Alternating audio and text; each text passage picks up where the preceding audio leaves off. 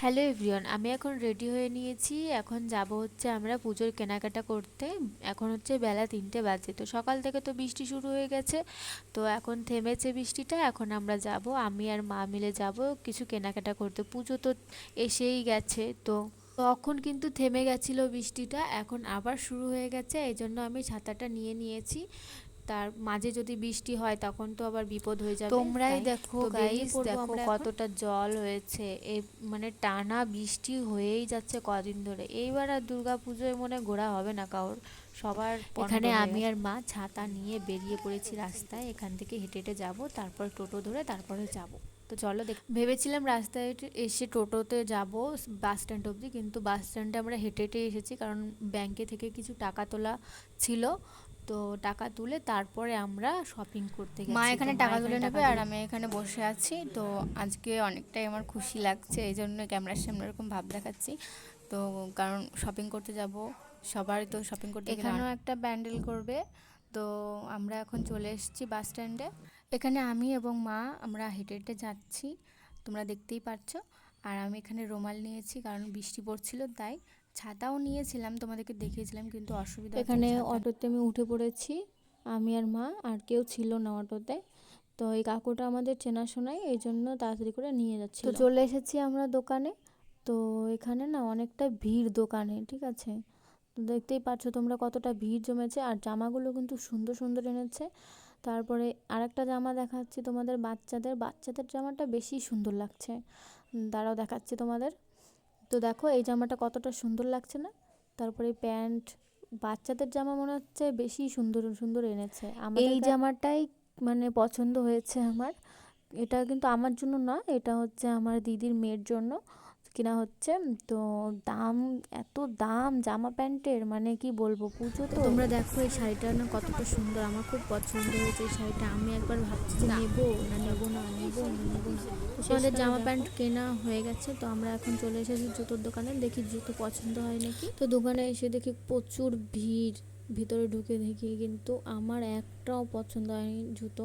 মানে সুন্দর সুন্দর আছে কিন্তু আমার মনের মতন হচ্ছে না জুতো। তো তারপর চলে গেলাম ঘুগনি খেতে আমি আর মা। আর ওই দোকান থেকে না আমার জুতোটা পছন্দ হয়নি, মানে আমার মনের মতন হয়নি। এমনি আছে সুন্দর সুন্দর, কিন্তু আমার না অতটাও পছন্দ হয়নি। তো আমি আর মা এখানে ঘুগনি খেয়ে নেবো। এক প্লেট ঘুগনি খাওয়ার পর এই যে দুজনে ভেজিটেবল নিয়ে বিকেলবেলাতে মাঠটা কতটা সুন্দর লাগছে না। আমি আর মা এখন চলে যাচ্ছি বাড়ির উদ্দেশ্যে। তারপর বাস তো বাড়িতে চলে এসেছি। বাড়িতে এসে দেখি তালা দেওয়া আছে ঘর। বাবা গেছে বাজারে, তো বাজার থেকে এখনো আসেনি। আমি আর মা চলে এসেছি আগে আগে। তো বাড়িতে এখন একা একা বসে আছি, মা একটু লেটে লেটে আসছে। তো ঘরে এসে আমি চেঞ্জ টেঞ্জ করে নিয়েছি। তারপরে আমি এখন দেখাবো তোমাদের যে কি কি কিনলাম।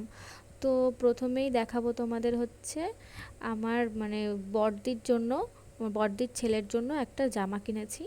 তো দেখো কতটা সুন্দর লাগছে, চেক চেক কিন্তু জামাটার দাম নিয়েছে প্রায় 500 টাকা। বাবা যায়, অনেক দাম নিয়েছে। তো এটা হচ্ছে আমার বড়দির ছেলের জন্য। আর এই যে হচ্ছে দেখতে পাচ্ছ, এটা হচ্ছে প্যান্ট, এর সঙ্গে ভালোই লাগছে, আমার কাছে তো খুবই সুন্দর হয়েছে।